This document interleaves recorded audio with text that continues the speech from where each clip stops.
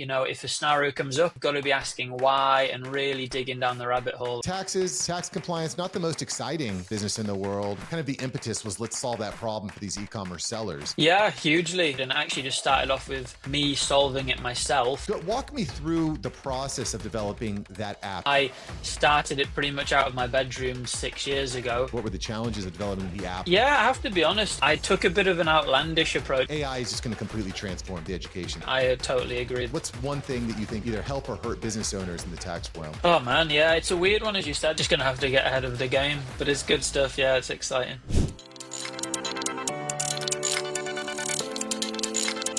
All right, boys and girls, we've got Reuben Mattinson in the house. He is the founder of RJM Tax Exemption. It's a multi-million-dollar firm helping over 5,000 e-commerce sellers stay compliant, scale fast, and prep for exits. Reuben, what's up?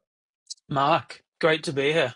Yeah, it's good to have you here, Reuben. You're doing some pretty innovative things, but I am curious, taxes, tax compliance, not the most exciting business in the world. What was the moment where you're like, that's what I want to build and grow and scale?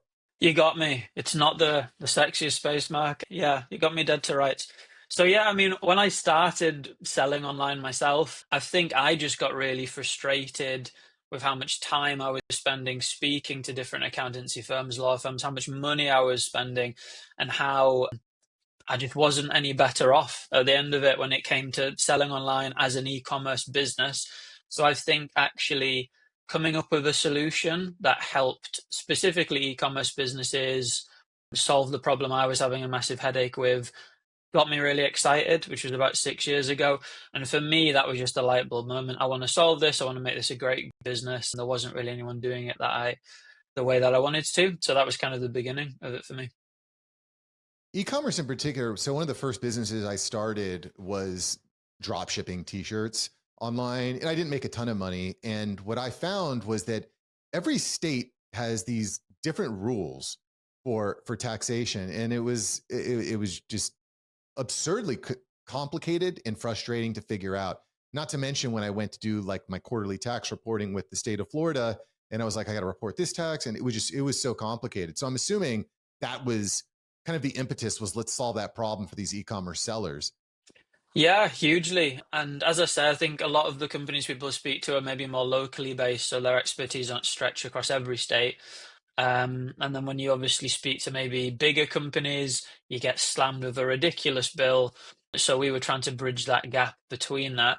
But yeah, at first when I was doing it, it was very complicated, and I actually just started off with me solving it myself with hours and hours and blood, sweat and tears. Then people started just coming to me like, look, Reuben, you seem to have set up really well and compliant. Can you give me some pointers here and there? And I thought, well, actually, if there's a bit of an opportunity here, let's set up properly. Let's do this right. And it kind of went from there. Yeah. Fair enough. I mean, and so this is kind of interesting for me. The first real business that I started scaling up was podcast production. I've been doing podcasting for, well over 5 years now, and repurposing content. And then people came to me and said, hey, can you help me do that? But one of the problems that I ran into is that I don't necessarily think in hindsight that that's the best way to grow a business. If it worked for you, I think that's fantastic. But I think one of the problems that I ran into was, okay, I solved a problem, but the profit margins and the challenges within that problem were just not that high. And I was talking to a friend of mine who owns a pretty large podcasting agency as well. And we were kind of talking about, well, what is the maximum? What's the ceiling look like? What's the top of the mountain look like in this particular industry? What's the scalability of this business? What are the problems that we need to solve? And we're like, the biggest podcast agencies in the world are probably making a couple $1 million a year.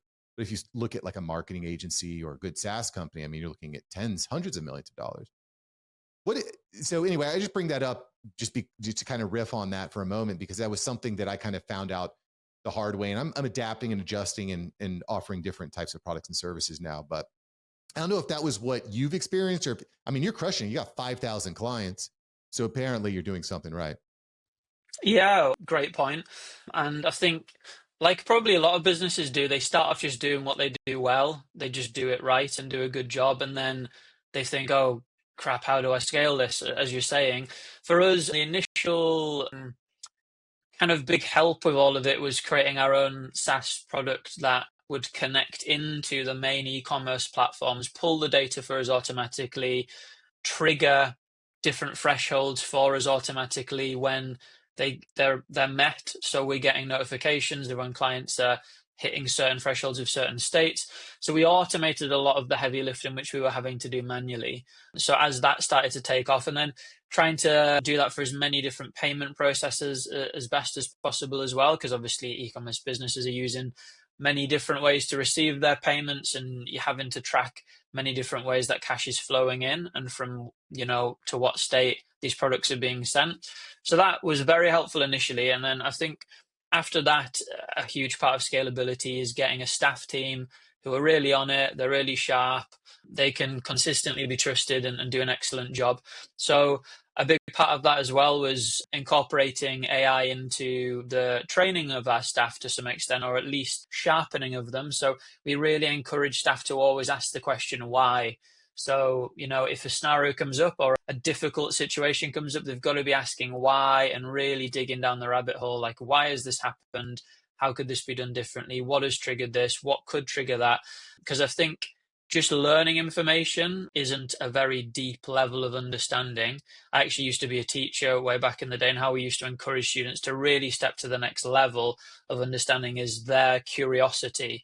Are they curious? And AI has been an amazing tool for people to bounce back and forward off when they're going down these rabbit holes of curiosity of how things can be done better, and even just challenging themselves in difficult scenarios, like create me an absolute nightmare scenario of a client so I can practice how I can serve them better in the future, and then we can assess them as kind of senior managers of how well they've done that and how accurate AI was at creating that scenario and assisting them. And do you know what? 95% of the time AI is absolutely bang on and does an amazing job as a private tutor and, like, I guess, a compatriot to bounce ideas back and forward from. So that's been really great for scaling staff as well and keeping them on their toes.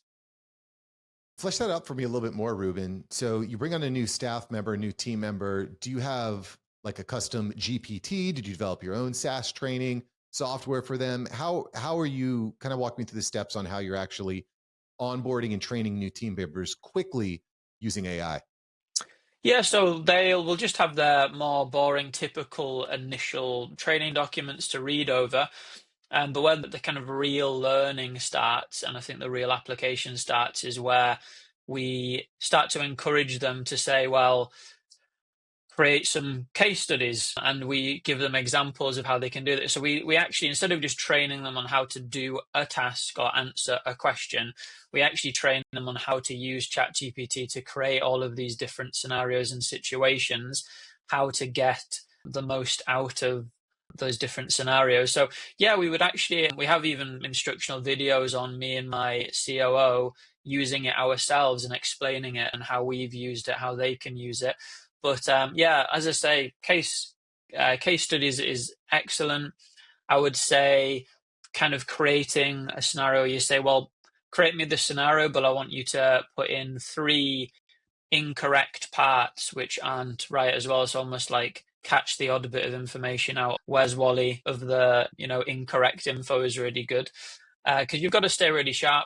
So we do that. But obviously, with it being a very, pretty serious topic, we've also got to be quite careful of that. We're overseeing this process because AI is amazing and I'm a massive advocate, but you've got to obviously check that cheeky chat GPT isn't going rogue anytime or just chucking in a few curveballs or that it's up to date. So we obviously speak to the states directly as well, of all the states, and kind of keep up to date on their news as well. Yeah, well, AI can definitely bring back some wonky stuff. It's I think even more challenging when you're in a very heavily compliant type of industry. I love the idea of using it as a role play tool. I mean, that's something that's big in sales. So having it as a role play tool, you can kind of bounce ideas off of, I think is great, or bounce objections. One of the problems though that I found with AI is it's typically with ChatGPT specifically, it just wants to please you all the time. And sometimes that's not what you want from the tools. I want you to actually act like, pro prompt here, people, act like Steve Jobs and rip every idea I have apart. And that's kind of the mentality I want. And I found personally that I can get that to work pretty well in a text format. But if I'm using the voice to try to kind of sell it something, I found that it's not quite as impactful. But again, I think that's a great example, Reuben. I'm also curious about the SaaS product that you developed. So one of the things I think you did well, and I'm just starting to learn this concept, which may sound simple, is this concept of surfing versus swimming. And swimming is essentially meaning building out your own complete platform to compete against other platforms, right? But what you did actually was you surfed. And what that means is you see these large platforms like payment processing apps, e-commerce apps, and develop a software that can communicate with them and solve a problem that people are having. So walk me through the process of developing that app. Did you do it yourself? Did you hire software developers? What year did you execute this app? Yeah, so actually as a company, we grew really big, really fast. It was kind of quite unusual, explosive success as a business. I started it pretty much out of my bedroom 6 years ago, and we grew to, 20 staff members within a year and pretty big. So we actually didn't have our software in the first couple of years. So we were just doing a lot of manual work, still giving great customer service, but it wasn't until a few years ago that we developed it. And it did take a while. I think what we wanted to do was have our own personal touch on it. We wanted to be able to have something that was trustworthy, that, was accurate. As you know, in this space, that's really important. But yeah, we just worked with some really good developers and had to bounce ideas back and forward a lot. We wanted it to be able to be used by other companies as well, maybe other accountancy firms who were doing a great job but didn't have that access to the software. But we wanted it to be accessible to clients and simple and straightforward. So yeah, it was just a case of kind of bouncing ideas back and forth. And I didn't want to copy another company's solution, as it were. I wanted to kind of feel it out as we went along and see what was just working for us. So I tried really hard to not look elsewhere and just come up with what seemed really efficient and worked for us and our clients. So it took a few years, and then we started with Amazon was our initial main platform because we had a lot of clients selling on Amazon, and then we kind of expanded into Shopify. And we also incorporated parts of it where even if a payment process is really difficult and it won't want to work with us, we can download a CSV file really easily, plug it into the software, and then it will pull all the data, separate it all, and automatically crunch the data and tell us where all the thresholds have been met in different states. So we've had to come up with little solutions as well where the kind of compatibility across different softwares wasn't as straightforward as you'd want. SaaS enabled. So that software, is it used only internally, or are you selling that software externally for people to use also? Yeah, so it is white labeled as well, as I say, for other companies who want to just connect that and use it. So it has that kind of option for there to be a master login where a company has its own separate private login where it can just see their own clients privately and kind of look after their data. But then it has the option for us to look at it as a company, and it also has the option for individuals just to use it as well. But you find that when people get as far as to find out about us as a company, it's very rare that people would say, we want to just take your software, use it, but do all of the work ourselves, because they think, well, these guys are top of the game, they've looked after us, so may as well automate it on our side and get them to do the work as well as the automated crunching. So you started developing the app three to 4 years ago? Yeah, around 3 years ago. Yeah. A lot of just now, and I want to kind of talk about this a little bit because app development, software development has changed very dramatically just over the past 6 months. But I'm just kind of curious, walk me through, what was the expenses? What were the challenges of developing the app 3-4 years ago? Because most developers, you're looking at $100,000 a year for one developer. Walk me through like what the costs and challenges were in developing that software. So yeah, I have to be honest, I'd worked with a lot of big companies up until that point. I think people had overcharged and underdelivered, and I was quite frustrated with it. So I took a bit of an outlandish approach and a bit of a risk, I guess, but I'm not risk adverse at all. Like, I don't mind taking a risk and doubling down. So what I did was I just actually went and looked at finding an individual where there's someone who could prove their qualifications to me, but they didn't have to be in an elite part of the world, or from an elite university, but who I believed that were just going to be diligent, hardworking, and trustworthy. So I ended up working with someone overseas, not in a typical, big first world country, and kind of started off small, obviously, to see, but the hunger this person has and the ambition they had, I'd never had someone work so hard for me before and so diligently, like their life depended on it. And it was one of the best decisions I made because they produced this incredible software and did it at a fraction of the cost of what it would have been. And when a job means that much to somebody, and you've put that trust in them, you get so much more out of them. So yeah, for me, it was quite unusual. I guess it's not typical for a business to take a risk on an individual like that, but it ended up working out brilliantly. I don't know what I'm saying here exactly. If it's a recommendation, I don't want to say I recommend that in every scenario, but sometimes it's worth taking a risk. And for me, it was off the back of me just being fed up, like as I say, of being overcharged and under delivering from these big companies that were like, oh, we'll develop this thing, and having to be able to just speak to this person directly, them answering within a few hours, come rain or shine every day, just worked really well for me. And it, like I said, maybe I was quite fortunate with finding that person, almost first time. But there you go. Maybe not the typical scenario, but it worked. No, the reason I bring it up is, I have no coding experience personally, but I am creating some insane apps with AI agents right now. Mm-hmm. I'm just about to go live with an alpha version of this reading tutor software that it was fully AI produced. I used a program called Replit, and I just told it what I wanted to do. I built out the business plan and the read.me files and and built out the database with the relevant information. And then I've just been kind of playing with it at night for a few hours every night. And I've got a software that's good to go, that's going to be usable. What does it do?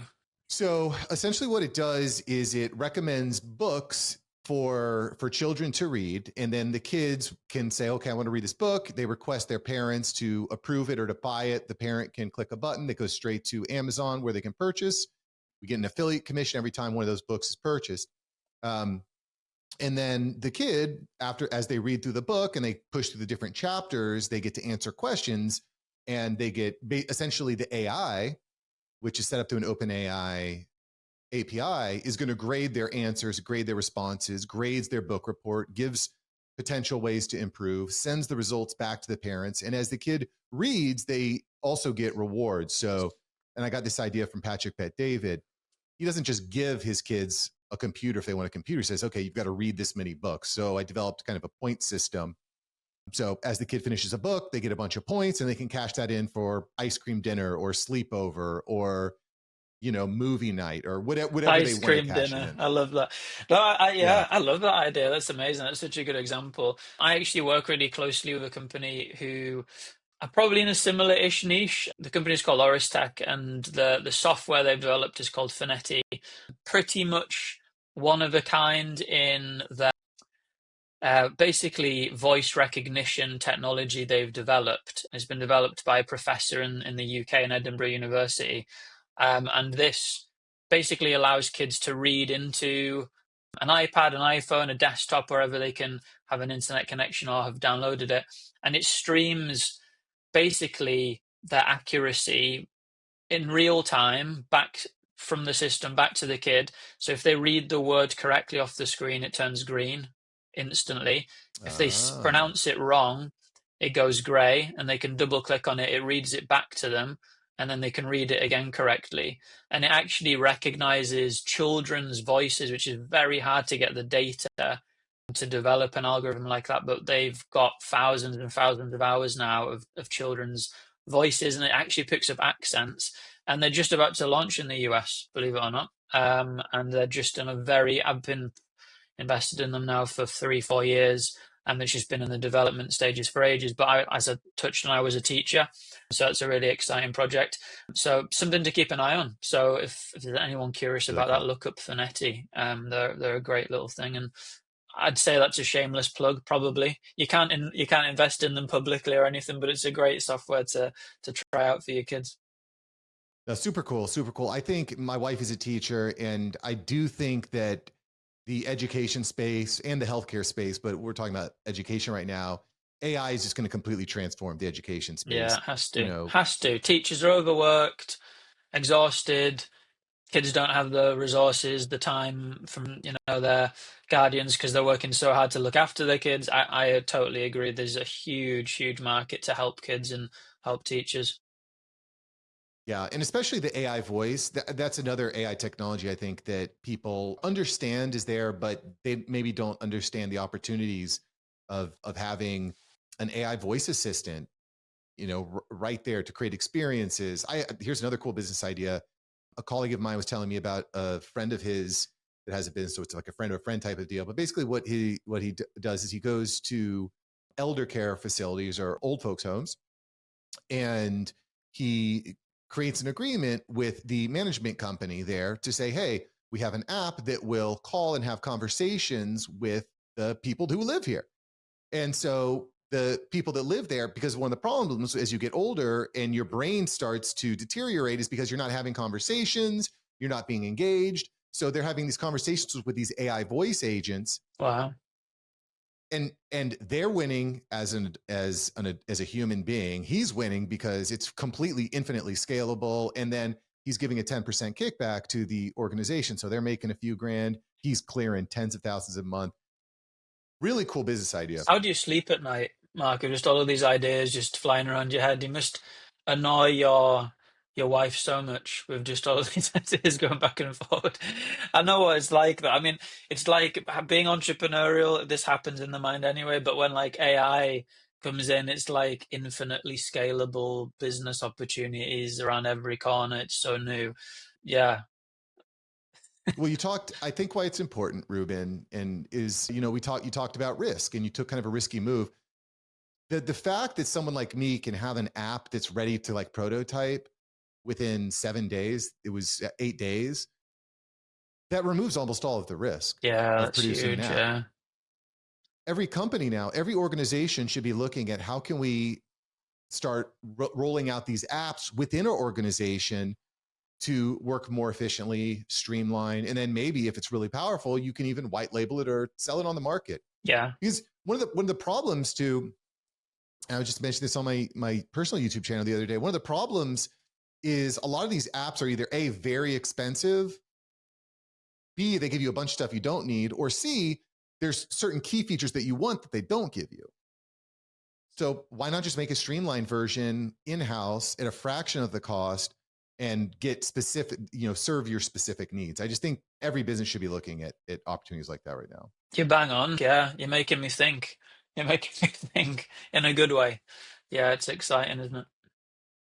Well, that's what we do. Listen, before we let Reuben go here, Reuben, I would like to hear what is one particular innovation that you think is really going to impact the tax world here over the next 3 years? What's one thing that you think is really going to either help or hurt business owners in the tax realm? Oh man, yeah, it's a weird one as you said because it's such a fiercely compliant space. I think at the moment there's a lot of fear in the accuracy of what AI is giving back. So I think ultimately there'll be AIs that are checked regularly by tax experts, maybe even governmentally at some point, where the accuracy will be exceptional to a point where maybe even the company's willing to put their liability on the line or have some liability insurance of what it's telling you. And once that happens, I think tax advisors and what they're giving back as information, they're going to really struggle for a job because they're going to have AI which is giving unbelievably accurate, personalized tax advice and information to people, which has never been a thing before. And obviously, the rate of what CPAs charge for personalized tax advice is insane. So I think that's something to definitely watch in the space. Absolutely. And then when you look at the people like yourself, Reuben, that are experts who know what to look out for, who can make sure that the results pass the smell test, it's going to just allow you to skyrocket productivity. Yeah, exactly. Because Especially someone's if still you're got to do the work at the end of the day as it stands. And people still love to speak to a person. And I don't blame them for that. Even the best AIs at the moment I speak to, there's obviously a lack of personal touch. They want to look someone in the eyes. They want to have that relationship. And that's going to be obviously very hard to replace if ever possible. So hopefully I'm not going to get fully replaced anytime soon, Mark. Fingers crossed. hopefully, but I know that, my accountant, he doesn't have time to answer all my little tax questions throughout the year. Yeah. I want to talk to him maybe once a year, or maybe if I have a very specific question. But if he had reliable AI that was either handling all the stuff on the back end so he can focus on the face to face, or a better AI program so that he could reliably answer FAQs in a more specific manner, that'd be great. But that's the world we're getting into. That's where things are going. Just going to have to get ahead of the game, aren't I, Mark? You're making me think now. I need to get a few steps ahead before it comes for me. But it's good stuff. Yeah, it's exciting. Yep. Yes, sir. Boys and girls, you definitely, if you're in the e-commerce world, check out what Reuben's doing over at RJM Tax Exemption.com. RJM Tax Exemption.com. Stay compliant, save money. I mean, it's pretty straightforward. For your e-commerce tax needs, RJM Tax Exemption.com. Reuben, thanks for joining the show today, brother. I appreciate you. Absolute pleasure. Thanks so much for having me.